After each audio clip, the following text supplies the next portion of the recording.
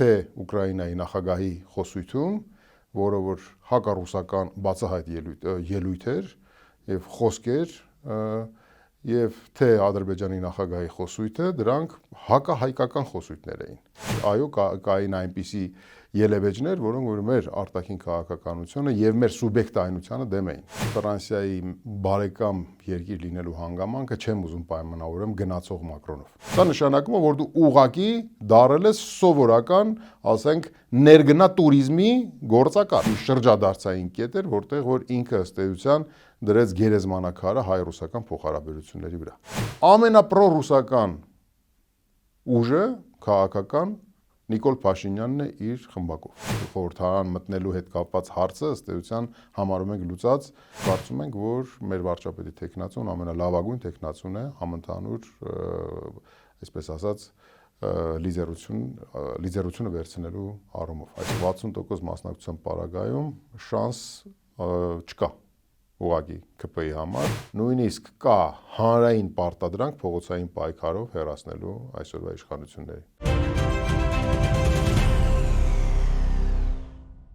Երկու օր է Երևանում են Եվրամիության ղեկավարներն ու անդամ երկրների ղեկավարները։ Հայաստանի ժողովրդավարության խաղաղության վերաբերյալ ելույթների պակաս չկա։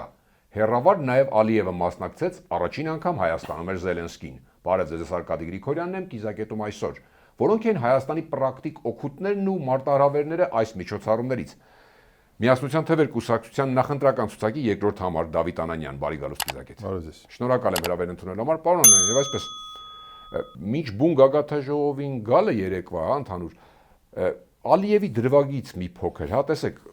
ելույթը կարծես երկսայր մի բան լիներ, երկու կողմից սկզբից խաղաղություն հաստատված է, առևտուր եւ այլն, շատ լավ է ամեն ինչ, ու հանկարծ մենք հաղթեցինք իր խոսքով, իր մեջ բերում եմ, սեպարատիստներին, պահվող մարդկանց մասին գերիների մեջ նրանք ռազմական հանցագործներ են եւ այլն։ Սա ինչ էր։ Նախ շնորհակալություն հրավերի համար։ Այս գագաթնաժողովը որ տեղի ունենում, ինքը մի հետաքրքիր թատերաբեմ է, որտեղ որ ամեն անձ իր խոսույթը ներկայացնում է։ Օրինակ նաև Ուկրաինայի նախագահի խոսույթը եւ նաև երեք տեսակապի միջոցով Ադրբեջանի նախագահի ուղերձը, ինքը ըստ էության 3 ուղղությամբ ուներ նարատիվներ իր ասելիքը եւ 3-ն էլ ասեց։ Առաջին ռևերանսներ էր այսօրվա քաղաքական իշխանության եւ հատուկ Նիկոլ Փաշինյանի, որ խաղաղությունը արդեն մոտորապես 9 ամիս է, 6 թե 9 ամիս է արդեն կա, ըստ իրենց բնորոշմամբ, հավանաբար օգոստոսից հաշվարկված Ամերիկայի Միացյալ Նահանգներում ստորագրված, նախաստորագրված փաստաթղթի ամսաթվից հաշվարկված։ Այդ ռևերանսներ, դրանով ցուցադրում էր նաև իր ամփոփիչ խոսքի մեջ արդեն վերջաբանում մեկ անգամ եւս անդրադարձավ Նիկոլ Փաշինյանին, ողջունելով եւ շնորհավորելով այսպիսի մեծ գագաթնաժողով կազմակերպելու եւ անցկացնելու առումով, այսինքն առաջի կողմը 3 ուղղություններից մեկը ինքը իրականացրեց։ Իր սատարումը հայտնեց այսօրվա իշխանություններին, հատկապես Նիկոլ Փաշինյանին։ Որովհետեւ հաշվի առնելով։ Այո, հենց այսինքն նախընտրական ժամանակահատվածում այդպիսի սատարումը ըստ երևի թե նախնական պայմանավորվածության դրա կարիքը ուներ այսօրվա իշխանությունը, հատկապես Նիկոլ Փաշինյանը, որը ինքը ստացավ։ Երկրորդը օգտագործվեց այս հարթակը, Երևանյան հարթակը, նաև մեկ անգամ եւս ամրապնդելու, որ իրենք ըստ էության այդ հակաեվրոպական իր խոսույթի մեջ, ավելի ճիշտ եվրոպական այդ ասամբլեայի դեմ ուղղված իր խոսքի մեջ ինքը ասաց, որ ըստ էության իրենք փորձ են անում այդ խաղաղությունը, որ հաստատվել է, փաստացի գտնում են խաղաղության գործընթացում, փորձ են անում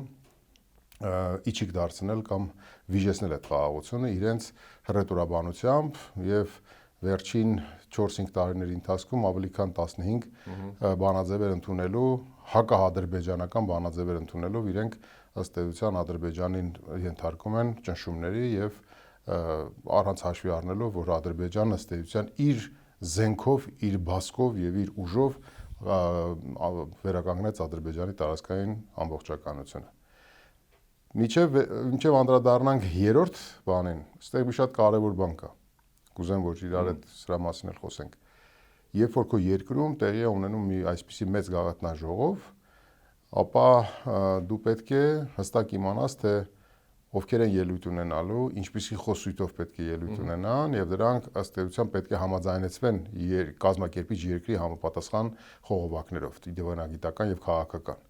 որովհետեւ օրինակ թե Ուկրաինայի նախագահի խոսույթում,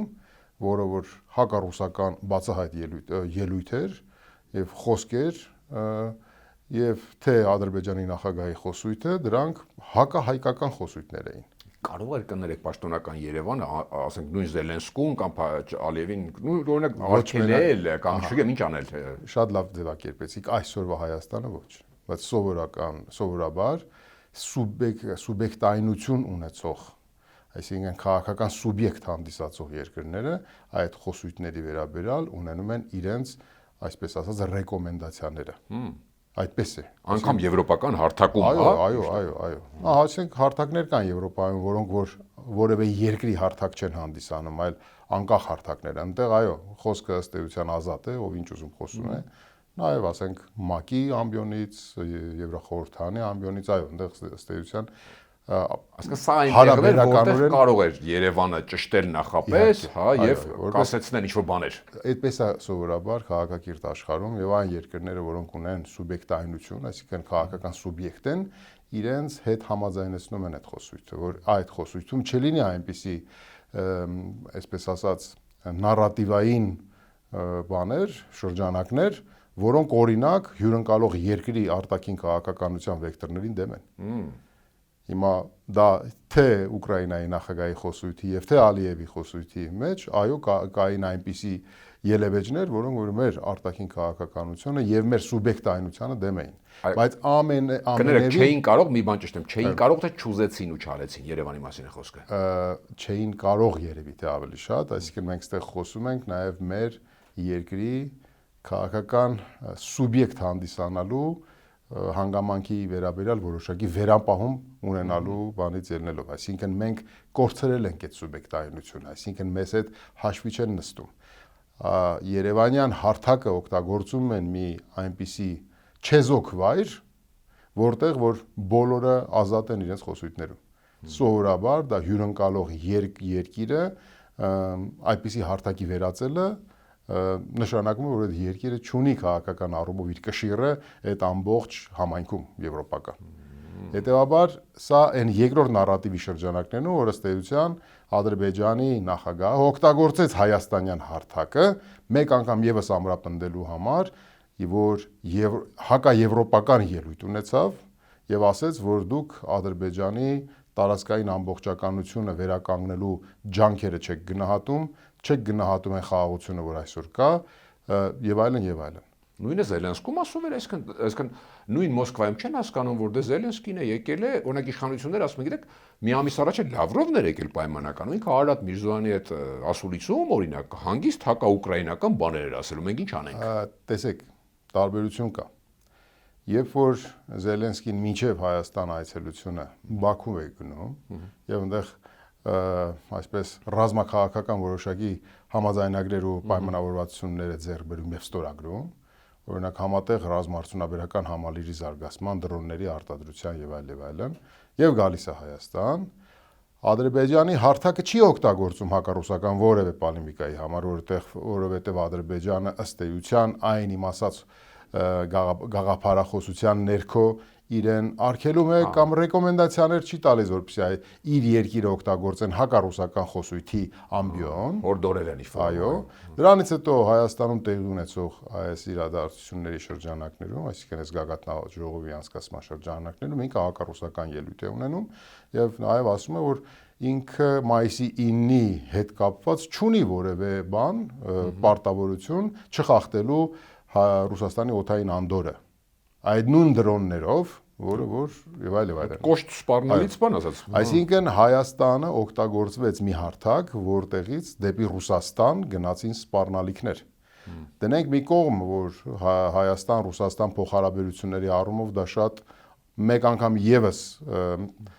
քարեր գցում է հարաբերությունների վրա, եթե դրանք բովանդակային առումով դեռ մնացել են, չէ՞։ Դա խոսում է մեր քաղաքական սուբյեկտայնության կորուստի մասին։ Անկախ թե որ երկրի դեմ կխոսենք, Իհարկե, կապ չունի Ռուսաստանն է թե չէ։ Նույն հաջողությամբ կարող էր օրինակ, չգիտեմ, Սերբիայի ղեկավարը խոսել Բալկաններում գտնվող որևէ երկրի վերաբերյալ կամ այլ երկրի վերաբերյալ կամ Թրամփին քննադատել։ Պարոն, այդ տարբերակում միջև ընդհանուր գագաթաժողովին գնահատական տալը մի ելույթ էլ խնդրում եմ մեկնաբանեք ձեր կարծիքը։ Մակրոնի այդ աղմուկ հանած արտահայտությունը հենց գագաթաժողովի ժամանակ, որ 8 տարի առաջ չէինք էլ մտածի, դե բառացի չեմ ասում, գաղափարն եմ ասում, լսել եք հաստատ։ Չէինք գա եւ այլն, շատերը դու հիշեցրեցին, հա, նույն թեկուզ նախկին իշխանությունը ժողովուրդ բոլորի ժամանակ էլ մարդի, սա ինչ էր, ինչ է ուզում ասել։ Էլի միթե չգիտեր Ֆրանսիայի նախագահը իրազեկվածության պակաս։ Ես չեմ ուզում մեկնաբանել Մակրոնի խոսքը, որովհետեւ Ֆրանսիան իրականում բարեկամ երկիր է։ Լավ։ Եվ Ֆրանսիայի բարեկամ երկիր լինելու հանգամանքը չեմ ուզում պայմանավորեմ գնացող Մակրոնով։ Եկեք մենք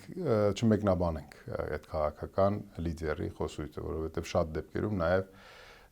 մենք տեսնում ենք, որ պոպուլիզմը նաև Հայաստանի եւ Ֆրանսիայի ղեկավարների միջև տեղի ունեցող զանազան, ասենք, միջոցառումներում մասնակցությունը, իրենց խոսույթը, իրենց քննարկումները, դրանք չեն վկայում են իրական խորքային բարեկամությունը, որ մենք ունենք բարեկամ Ֆրանսիայի հետ։ Այսինքն դա ինստիտուցիոնալ Ֆրանսիան չէր Մակրոնը, ճիշտ ասում, այո։ Եվ չեմ ուզի, որ Ֆրանսիայի նախագահին մեկնաբանեմ եւ որևէ խոսք հանկարծ հնչի բարեկամ Ֆրանսիայի հասցեին։ Հետևաբար եկեք չմեկնաբանենք։ Ձեր կարծիքը հասկացա, ուրեմն այնքան կոշտ կարծիք ունեք, որ չեք ուզում հրապարակային արտահայտել, որտեղ Չէ, ոչ թե կոշտ, այլ այնպիսի կարծիք, որը չի ուզի հնչեցնեմ։ Լավ։ Նոր ասում էիք, որ դուք հակառակ պատկեր ներկայացրեցիք գագաթաժողովի վերաբերյալ, որ սուբյեկտայնությունը ճիշտ հակառակը իշխանությունները դրա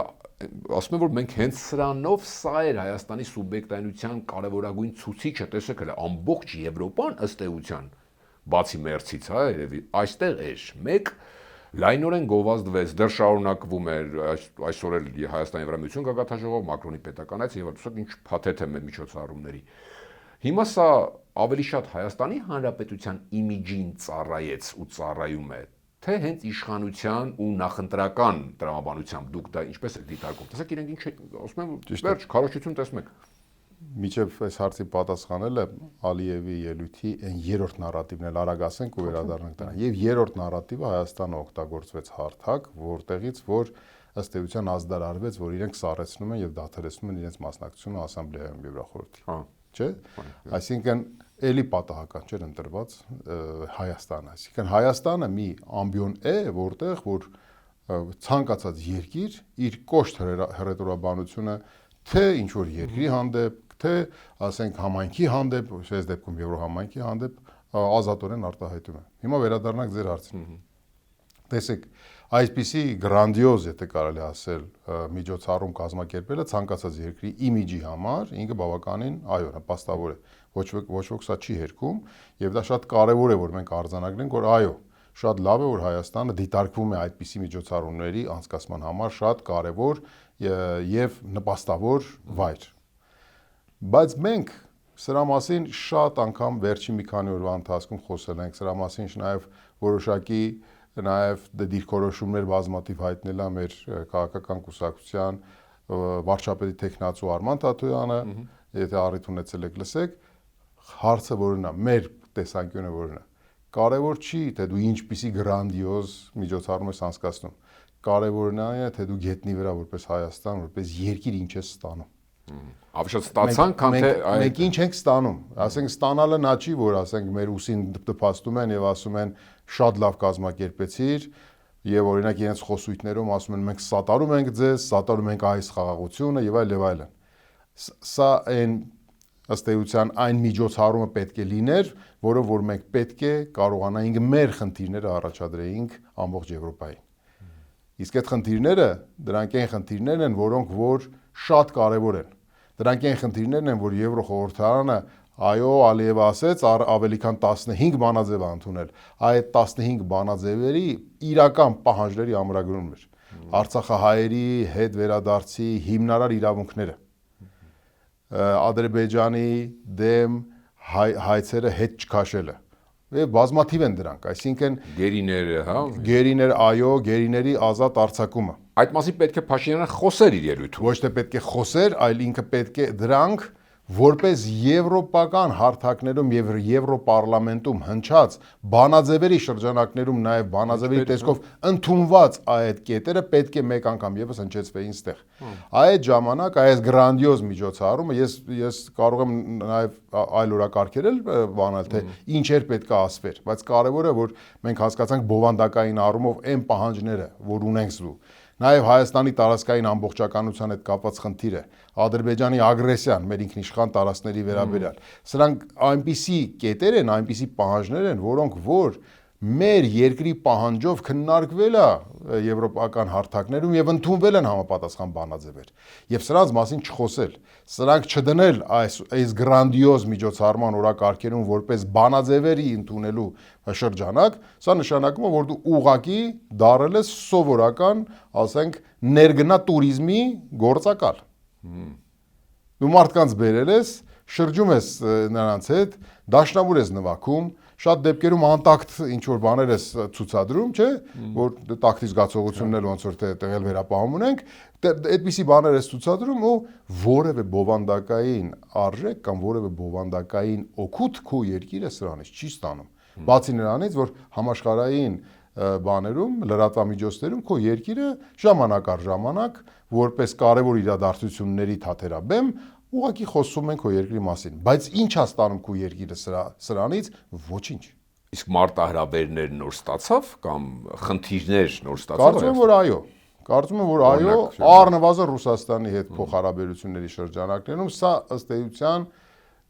եւ դա նաեւ Ուկրաինայի նախագահի ելույթով պայմանավորված նաեւ, սա մի այնպիսի մի շրջադարձային կետ էր, որտեղ որ ինքը ըստ էության դրեց գերեզմանակարը հայ-ռուսական փոխհարաբերությունների վրա։ Կարող եմ այսպիսի ձևակերպում տալ։ Ու սա շատ գիտեք հետաքրքիր բան կա այստեղ։ Ամենապրոռուսական ուժը քաղաքական Նիկոլ Փաշինյանն է իր խմբակով։ Ամենապրոռուսական։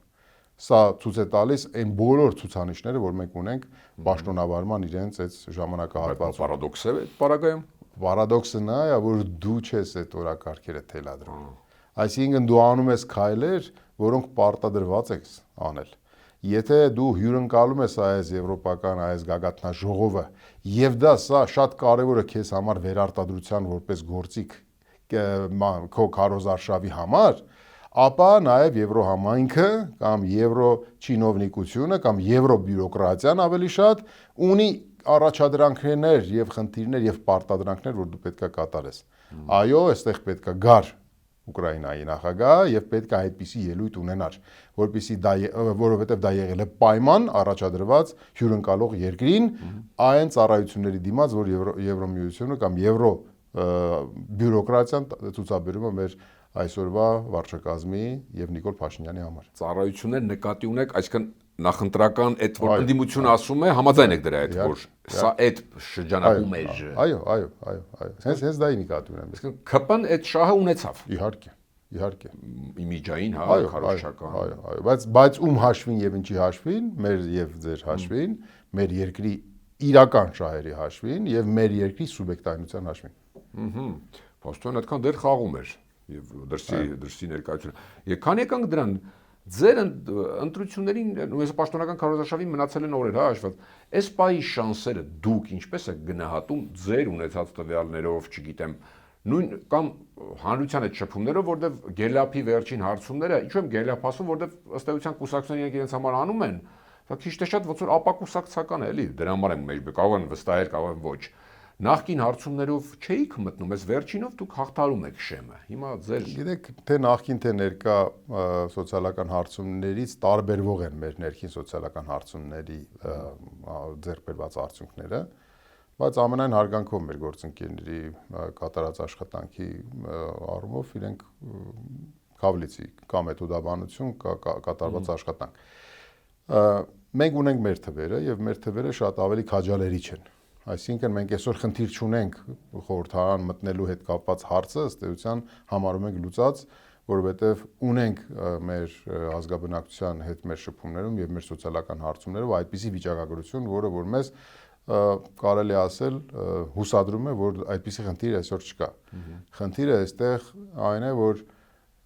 բավարար չափով մասնակցություն ունենանք պարլամենտում, այսինքն համամասնությունները այնպես լինեն, որ օրինակ մենք կարողանանք խորհրդան անցած հակաիշխանական ուժերով, իրական հակաիշխանական ուժերով կարողանանք ձեռք բերել միասնական հաղթանակ։ Դա ինչպես եք պատկերացնում։ Ասեք, ինչ մեխանիզմով, հիշեցնեմ Արման Թաթոյանի ասածը հանրայինում, որ Փաշինյանին ձայն չեք տա, Քոչարյանին չեք տա, Սամվել Կարապետյանն էլ սահմանադրությամբ չի կարող արգել, որի հաղթահարումը մի քիչ իրատեսական չէ։ Այսինքն դուք ո՞նց եք պատկերացնում այդ միասնական ձայներով, ինչ մեխանիզմով ձեր շուրջ դուք այդքան ձայն հավաքեք, ո՞նց եք պատկերացնում։ Գիտեք, այստեղ կարևորը համամասնությունների մեծ ու փոքրը չի, այստեղ ասենք իրատեսականությունն ու պրագմատիզմն է, եւ կարծում եմ, որ պոստէլեկտորալ գետնի վրա այնպիսի պատկերա լինելու ու այնպիսի հնարավորություններ են լինելու քննարկման, որ բազմաթիվ առաջարկներ կարող են լինել, այդ բազմաթիվ առաջարկները կարող են քննարկվել։ Մենք ուղղակի շեշտադրում է մեր հետևյալն է, որ մենք ունենք մեր քաղաքական ուժի կողմից ներկայացված վարչապետի տեխնացուն եւ կարծում ենք, որ մեր վարչապետի տեխնացուն ամենալավագույն տեխնացուն է համընդհանուր, այսպես ասած, լիդերությունը վերցնելու առումով։ Այսինքն ինքը համընդհանուր քննարկման առումով կարծում եմ քննարկումների արդյունքում ամենաշահավետն է քաղաքական իմաստով։ Անկախ նրանից թե դուք քանի տոկոսով կմտնեք, ճիշտ եմ հասկանում, պարտադիր չի որ դուք ընդդիմության առաջինը լինեք, միևնույն է հնարավոր է Թաթոյանի շուրջ ընտրությունները վիճակագրությունը եւ ընտրությունները ինքը զուտ թվեր չեն ու մաթեմատիկա չի։ Ընտրությունները քաղաքական առումով նաեւ ունեն բովանդակություն եւ պատմական պահ, այսինքն մենք պետք է բոլորս քննարկենք ու տեսնենք այս պատմական այս ժամանակահատվածում ամենալավ ու ամենապրագմատիկ ու ամենաճիշտ կառավարությունը որը կլինի եւ այստեղ կառավարությունը պետքա ձևավորվի միասնական ջանքերով եւ պետքա լինի ըստ էության կոնսենսուսով ձևավորված լիդերություն։ Ես կարծում եմ, որ մեր քաղաքական ուժի կողմից ներկայացված վարչապետի տեխնացուն ամենահարմարն է քաղաքական իմաստով։ Բայց դա չի նշանակում, որ մենք այլ տեխնացուներ չենք քննարկելու Քավլիցի։ Դա էլի պոստէլեկտորալ արդյունքներով պետք է նստենք զրույցների։ Եվ մենք ասել ենք այո մեր վերապահումները ԿՊ-ի պարագայում, Նիկոլ Փաշինյանի ավելի ճիշտ պարագայում, երկրորդ նախագահի պարագայում, ասել ենք մեր որոշակի մտքերը կապված Սամվել Կարապետյանի հետ։ Այս 3 վերապահումներից զատ մնացած բոլոր տարբերակները կարելի է քննարկել պոստէլեկտորալ էլի վիճակագրական թվերը դնելով սեղանի շուրջ։ Չէ, ընտրողակ հարցնի մայրսոտող մնացած ելով մնաց տակը, եթե ժողովրդական խոսքով ենք ասում։ Ծառուկյանի Բարգավաճ Հայաստանը դեռ չի ներկայացրել իր վարչապետ տեխնացուն, այսինքն կան նաև այնպիսի իրավիճակներ, որ մենք չգիտենք թե ովքեր կլինեն, ովքեր կառաջադրվեն։ Մեր համար ոչ թե կարևոր է թե ով է, այսպես ասած, ավելի շատ ձայն հավաքել, մեզ համար կարևոր է թե պատմական ժամանակահատվածում այս պատմական այս պահը ով կլինի ամենալավ կոնսենսուսային ֆիգուրը համընդհանուր առաջնորդության առումով։ Իշխան ԿՊ-ին, ընդհանրապես իշխանությանը կամ հենց ԿՊ-ին հնարավոր է ընտրություններով հաղթել։ Դուք այսինքն բացառում եք, որ իրենք միանձնյա կամ որևէ ուժ միանձնյա կվերցնեն իշխանությունը, որտեղ տեսեք ասում են վարչական ռեսուրս կա, որ մի կողմի վրա դրած է եւ այլն։ Գիտեք, ինչու չեն հաղթի օրինակ։ Սոցիալական հարցումները, նաև ձեր մատնանշված գելափը, եթե հիշում եք, այնտեղ մի շատ կարևոր բան կա, որ մեզ բոլորիս ուրախացնում է, մասնակցության բարձր պատրաստակամությունը մեր ժողովրդի եւ կարծեմ 57-58%-ը քվեարկել էր, որ միանշանակ գնալու է ընտրությունների, մոտորապես 10% էլ ավելի շատ հակված էր գնալու ընտրությունների։ Այսինքն, եթե մենք վերցնենք շուրջ 60% մասնակցություն, ապա 60% մասնակցության պարագայում շանս չկա ուղղակի ԿՊ-ի համար, որևէ նույնիսկ եթե իր արբանյակ ուժերից ինչ որ մեկը հանցնի, նույնիսկ դրա հետ միասին ինքը շանս չունի ձևավորելու 50+։ Բացառում է ուղղակի։ Սա այսօր մենք ուղղակի կարող ենք դա հաշվարկել հենց հիմա օդում շատ արագ ասեմ այդ թվերը դուք մտապահեք։ Դա հնարավորություն չկա այդպեսի։ ակտիվ, այսինքն ովքեր որ որոշել են գնալ, դրանք իշխանական չեն, հա, ձեր քվեարկողների մասին է խոսքը։ Տեսեք, այդ 19 ուժերը, որոնք որ գնում են, ըստ էության կենտրոնական դրական հանձնաժողովը հաստատեց բոլորին, որոշակի անձանց վերապահումներով, չէ՞։ Դրանցից հաղթահարելու, շեմը հաղթահարելու պոտենցիալ ունեն լավագույն դեպքում 5-6, հա։ 6-ը նայած 5-6 տողնի, առնվազն 4-ը ցուցադրում են իրենց բանը, հակաիշխանական կեցվածքը եւ դրա մասին հանրային ըստ էության այդպիսի հայտարարություններ են արել, որոնցով որ մենք այո գիտենք, որ ուժեղ Հայաստանը, Հայաստան դաշինքը, Բարգավաճ Հայաստանը եւ Միասնության թևերը առնվազն այս 4 ուժերը հստակ հայտարարել են, որ չկա որևէ ձևով Նիկոլ Փաշինյանի վերարտադրության որևէ սցենարի մասնակցության հավանականություն բացառում է դա, սա ասել են։ Սա արդեն նշանակում է, որ այս 4-ը առնվազն հակաիշխանական կեցվածք ունեն։ Ովքեր էլ որ կանցնեն, համարենք, որ ենթադրենք ինչ որ ձևով համագործակցելու հնարավորություն ունեն։ Այդ մեկը կամ երկուսը։ Ենթադրենք դրանք նվազագույնը հաղթահարեցին, 4-5 հատ հաղթահարեցին, ունեցան 10% այդ երկուսը իրար հետ։ Նույնիսկ այս պարագայում այդ 10%-ով իրենք չեն կարողանում ձևավորեն ԿՊ-ի հետ այդ 50+-ը։ Դեք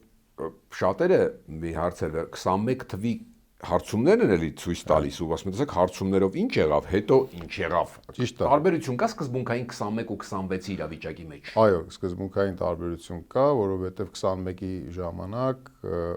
մրցակցությունը ըստ էության քաղաքական էլեկտորալ մրցակցությունը երկու ուժի միջև էր։ Երկրորդ նախագահի գլխավորած ուժի եւ քաղաքացիական պայմանագրի միջև էր։ Եվ այլընտրանք ըստ էության այն ժամանակ չկար։ Հետևաբար մասնակցության տոկոսը դրանից մի փոքր ավելի ցածր էր, քան սպասվում է 26-ին, եւ այն այլընտրանքն նաեւ շատ ու շատ ընտրողներ, մեր հայրենակիցներ ԿՊ-ին ձայն են տվել այո, որպեսզի չգնան այն ուժին ձայն տալու։ Այսինքն ընտրությունը եղել է կամի միջև։ Հիմա առնվազն երկու այլընտրանք կա։ Հա, այսինքն ընդդիմության մի քիչ ճյուղավորված գնալը օգտակար է իշխանափոխության համար, այո, այդ նշանակում է, որ այլընտրանքներ կան առնվազն, նոր երկու ուժ կա, որոնք որ նաև իրենց բանով տարբեր են։ Ու շատ լավ, այսինքն իրենք նույն ուժը չեն, նույն բևերին հարող չեն, հայացքները մի քիչ տարբեր են, ընդհանուր առմամբ նույն գծի մեջ են, բայց տարբեր ուղղվածություններով, այսինքն պրոռուսական եւ պրոարևմտյան այս բանն էլ կա որոշակի էլեկտորալ առումով մարդկանց համար այլընտրանքներ ներկայացնելու այդ պոտենցիալն էլ կա։ Հետևաբար այստեղ խոսքը երկու ուժերի միջև ընտրության մասին չի, այլ առնվազն երկու այլընտրանքայինների միջև նաև որոշակի ձայն տալու այսպիսի հավանականություն կա մեր ազգագրական։ Ճիշտ հասկացա, որ եթե էլի լիներ նույնությամբ արտապատկերումը երկու ուժերի միջևի, ինչպես 21-ին, էլի հաղթելու էր Փաշինյանը ընտրությամբ։ Ոչ, այսինքն Փաշինյանը չէ, եթե լիներ 21-ի նման այսօր նույն էլի երկու ուժերի նույն մարդու հետ։ Համենայն դեպս ֆիքսենք, որ ավելի հավանական էր, որ ինքը կհաղթեր։ Բայց հիմա հավանականությունը առնվազն շատ մոտ է 0-ի։ Մոտեզորի։ Վերջին հարցը, տեսեք, ընտրակաշառքի ենթադրյալ, հա, առերևույթ ենթադրյալ մարդիկ են վերփակալում, կալանավորում, իհարկե մեկ ուժից հետաքրքիր է որ։ Այս ինչ որ բանի նախերգանք է պարոն Անյան, ինչ է դες հուշում, հա, ձեր քաղաքական հոտառությունը, բան, փորձառությունը ունեն նման սցենար իշխանությունները մի կողմի վրա դրած, որ գնան բռնաճնշումների, կուսակցությանը արգել են կամ կուսակցություններին մասնակցություն։ Կա նման բան, չի բացառվում։ Դա ինչ կբերի, դա կբերի ոչ էվոլյուցիոնալ հեղափոխական զարգացումների Հայաստանի փողոց եւ այլ դուք դրա մեջ դες տեսնում եք թե ոչ։ Նախ ասենք, որ եթե լինի ընտրության արդյունքների կեղծում, եթե լինի post-էլեկտորալ այնպիսի իրավիճակ, որ այսօրվա իշխանությունը չի ուզում ընտրությունների լեգիտիմ ընտրությունների արդյունքներով զիջել իր իշխանությունը կամ թողել իշխանությունը կամ հեռանալ իշխանությունից, ապա բոլոր հակաիշխանական ուժերը ունեցել են տարբեր առիթներ եւ դրա մասին բարձրաձայն ասել են, որ բոլորն էլ պատրաստ են փողոցային, այսպես ասած,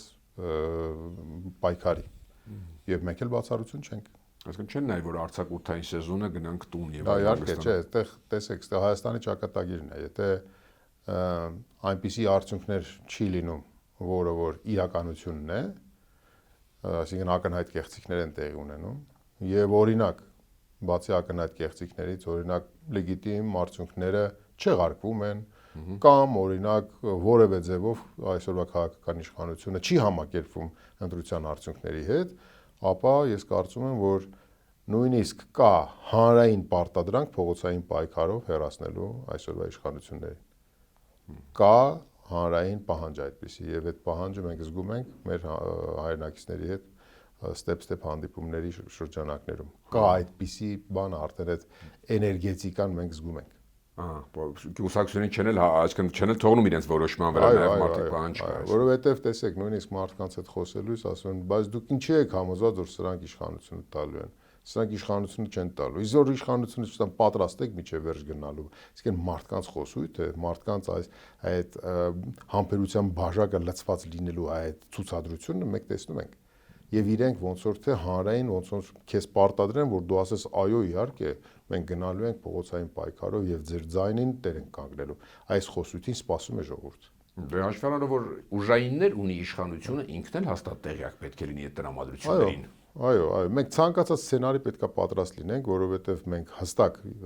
պատկերացնում ենք, որ այսօրվա քաղաքական իշխանությունը Նիկոլ Փաշինյանը իրենց կարծիքով իրենք գտնում են, որ այսօրվա ընտրությունները, հունիսի 7-ի ընտրությունները իրենց համար էգզիստենցիալ նշանակություն ունի։ Հետևաբար իրենք պատրաստ են ամեն ինչի։ Մենք սա գիտակցում ենք, մենք եւ շատ լավ է, որ հանրությունն էլ է գիտակցում, եւ հանրությունը պարտադրում է, որ նաեւ քաղաքական ուժերը իրենք էլ գիտակցեն եւ իրենք պատրաստ են գնալ միջև վերջ, եթե լինի այդպիսի հստակ առաջնորդություն։